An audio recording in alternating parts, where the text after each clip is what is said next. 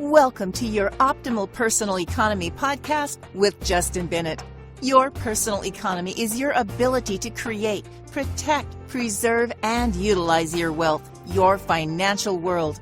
Justin will share strategies and stories to help you optimize your personal economy. Now, on to the show with Justin Bennett and co-host Matt Halloran. Well, hello and good day. Today I'm talking to Justin Bennett with episode number 2 on 8 reasons liquidity matters. So Justin, let's dive right into this. What is liquidity and why is it good? So liquidity to us is defined as money that could be accessed real time, no questions asked, no need for any sort of answering to a third party, an institution, but it's money, it's cash, it's real dollars that a client or a person can gain full access to without any questions asked. Okay, so what are some of the reasons why this is so important to people who are either on their way to retirement or in retirement right now? We find it to be the case, Matt, that having the liquidity, there are these 8 defined reasons, and we do feel like each of these reasons are directly correlated and connected to one another. So the first reason is that we find liquidity allows people to address unplanned life events, which always come up, irrespective of somebody's desire to want to come across an unplanned life event. But they always come up. So to be able to address an unplanned life event is really, really important, why liquidity is important. Can you give us a quick example of what you mean by an unplanned life event? Sure, a boiler breaks, leak in the roof might happen, a healthcare expense, a car accident where they need to satisfy deductible. There's a series of things that could happen in one's life that would cause them to need money, and they didn't really, or they weren't able to plan for that. Okay. Well, let's move on to number 2, the second reasons liquidity matters. Yeah, so we find it to be the case that if you have liquidity and you can address the unplanned life event, then the second reason is that it'll remove the pressure to use short-term debts like a credit card or some other means of short-term debt. And so if you have the liquidity to address the unplanned life event, then you won't have to swipe the card to be able to address that unplanned life event. Gotcha. So from going from a 26% interest to actually liquidating some of your existing money. Correct. Okay. Correct. That makes a lot of sense. All right. I like where we're headed here. So what's number 3? So as a result of not turning to a short-term debt to address the unplanned life event, then what we would tell you is that the third reason why liquidity is so important is that by not having the short-term debt, you could then earmark cash flow or savings, new money, for your wealth building. And we feel like having the proper savings rate, or what we call the optimal savings rate, will create a tremendous amount of short-term and long-term value. So by not having the short-term debt, you're able to take dollars and really deploy them towards your optimal savings rate. How do you do that? Break that down for our listeners, please.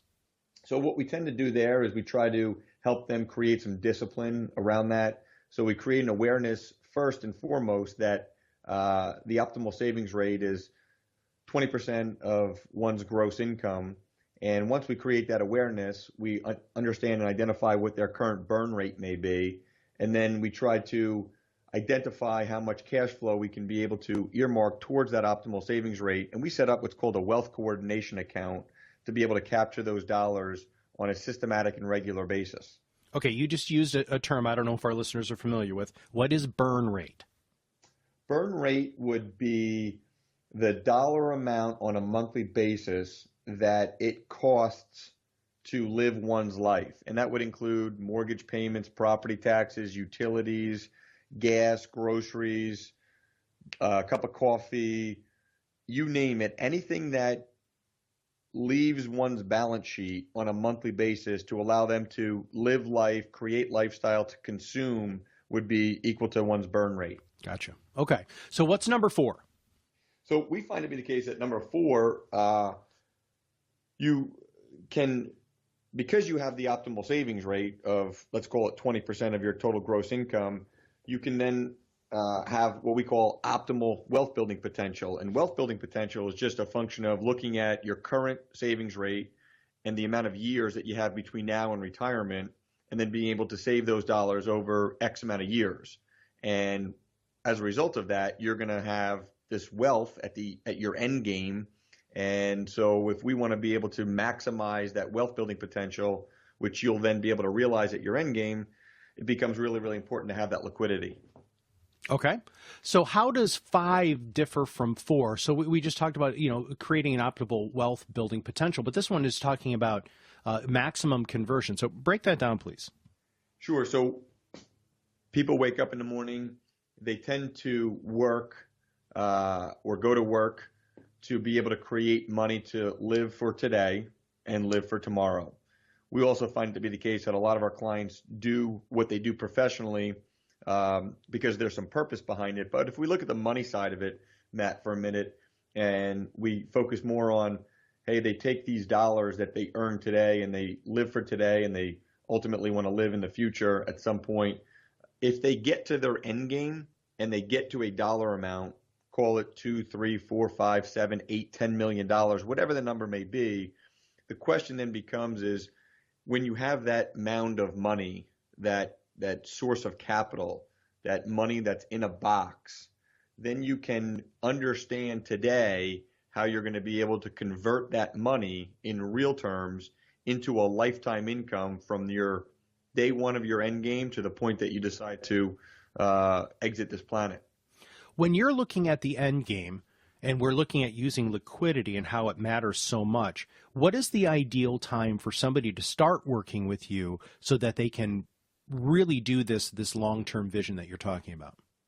Clearly, no better time is, there's no better time other than today, right? So it's, it's one of those things where it's very easy to put it off and delay and say we'll get to it in a month or 3 months or a year or 3 years. But the reality is there's no better time other than today.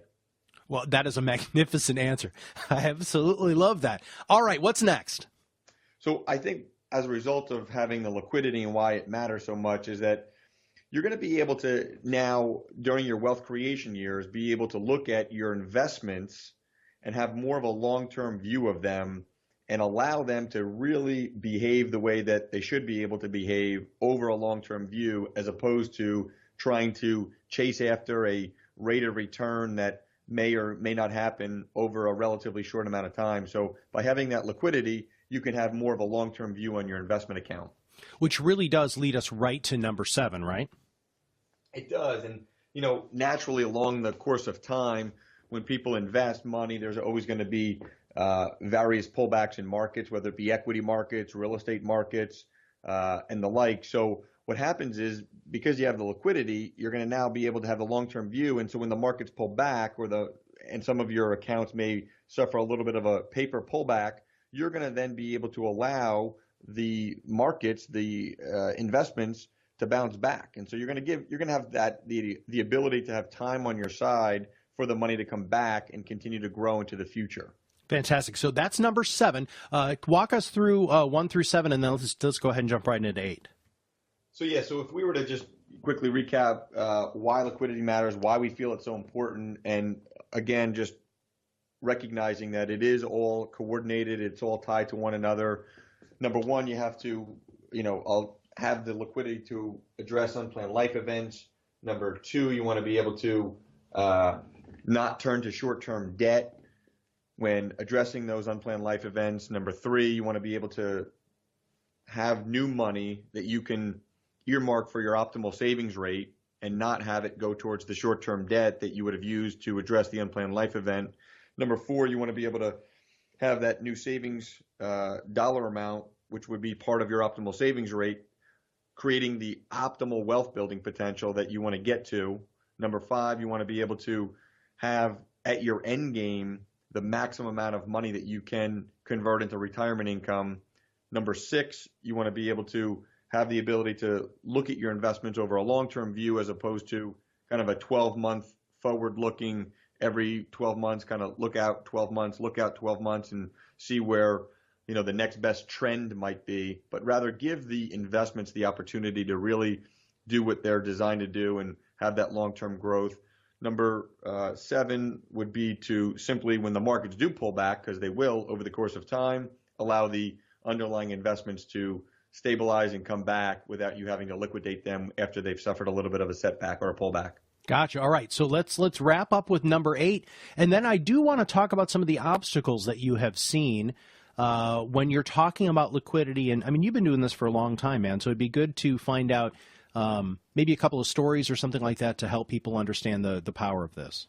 Yeah, sure. So I think, number 8 is really tied to this thought process that people feel that because you have money in cash and it's earning virtually no interest right now, there is this lost opportunity cost associated with that cash. So people tend to want to take their short-term liquidity and go invest it. But what I think proper planning allows you to do is if you have the short-term liquidity at the optimal dollar amount, and along the course of time, when markets pull back or a business opportunity or an investment opportunity presents itself and you have ample liquidity, you will then be in a position to be able to take advantage of investment or business opportunities or pullbacks in various markets or investments to allow for you to get a good entry price into that investment. So I think what you're going to find is that if you're patient, you look at planning macroeconomically, you have proper liquidity, you're going to find it to be the case that your investments are going to be a lot better because you're going to have the ability to jump on opportunities that other people maybe are not going to be able to jump on. Gotcha. Now, you've laid the foundation for us to really have a better understanding of what liquidity is and why it's good. Let's talk about some of the things that you have run into as an advisor that have become obstacles that you have to overcome when you're sitting down and talking to a client. Yeah, Matt. So I think in no particular order here on the obstacles, I've found it to be the case that there's simply oftentimes a lack of discipline on the person that's trying to really look at their planning. And discipline's hard, right? I mean, it's not an easy thing, but I think by having proper discipline, it allows future results to be more in line with what you might expect versus not. I think sometimes there's just a lack of responsibility because, I think oftentimes it's easy to get caught up in the idea of wanting to, spend money today and frankly upgrade the house, the car, the watch, the clothes and vacations and everything else. So, consumption today creates a little bit of a challenge for people to want to have that money sitting in their liquid account. I think, frankly, a big thing is that as people are moving through time now more so than ever, they have very, very demanding personal lives and professional lives. And so whatever they may be doing professionally, running their own business, running multiple businesses in high-level sales positions, executive management positions, I mean, there's a lot of demand. There's a lot of focus on, those various positions. And then obviously people have spouses and children and activities and everything else. So between those two, I think life demands, simply personal and professional, put a lot of challenges on one trying to get to that liquidity position that they should be at. I think there's a lot of media hype around why you should take almost all of your money and invest it in XYZ. I think that, there's perhaps a lack of education. And I think that, a lot of times people feel like they're just behind in their planning. So, they don't want to take that liquidity and let it do what it's designed to do. And rather they want to try to go chase a rate of return that may or may not ever happen. And, it just ends up feeling like they're always behind. So they got to take all their money and they got to take all this high level risk and maybe not get ultimately what they're trying to get to. But I think those are some of the obstacles, Matt, that really get in the way of people when it comes to really focusing on why liquidity matters. All right. Well, before I have you tell us a story about a specific client, I guess I'm a little bit confused here at having this level of liquidity. What does that do from a tax perspective? So from a tax perspective, I think there's a lot of moving parts to that question.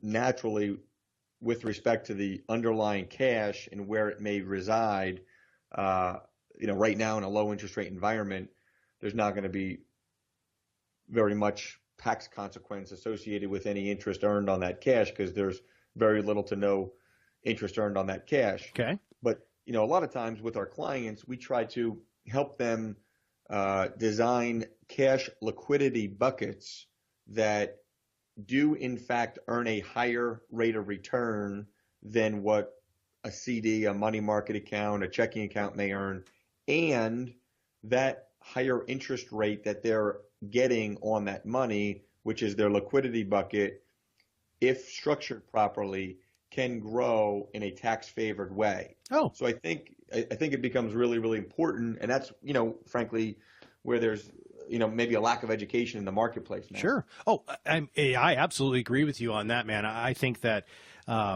that there is a lot of misinformation out there. I love how you talked about media hype, and that's why I think it's so important for you to walk your listeners here through the obstacles, because there is a lot of misinformation. And I know, Justin, that you do a good job of educating your clients on these things. But can you give us a client example of some of these obstacles? Yeah, sure. I mean, there's one client that comes to mind that I have a really good relationship. Obviously, I have good relationships with all my clients, but one client that I just talked to earlier today, he when he first started working and we started working together, he certainly had upward potential in his career.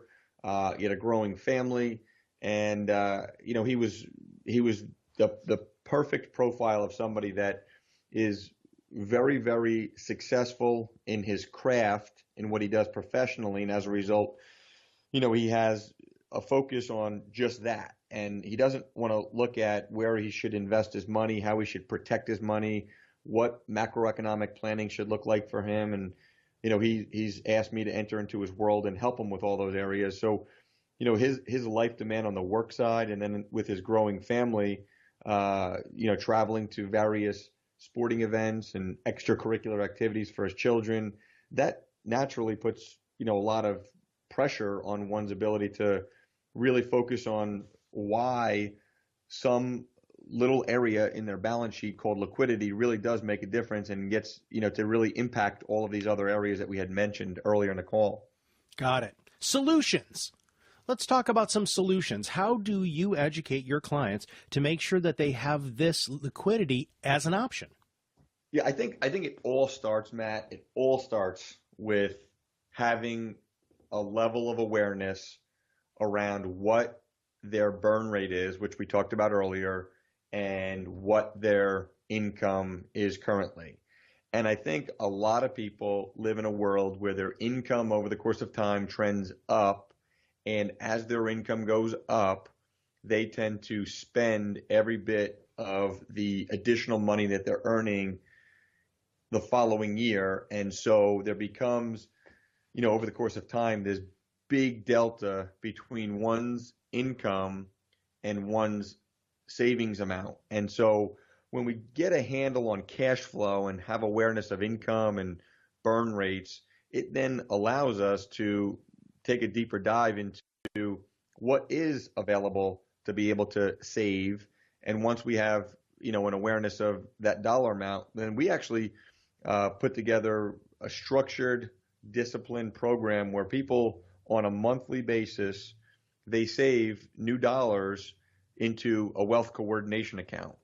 And so I think, a big solution is having a systematic means of having new money go into a wealth coordination account that's going to help them not only build their liquidity up to an optimal point, but when they do touch their liquidity for the various reasons that we may have identified, unplanned life events or business opportunities, they can take new cash flow on a forward-looking basis and refill that money.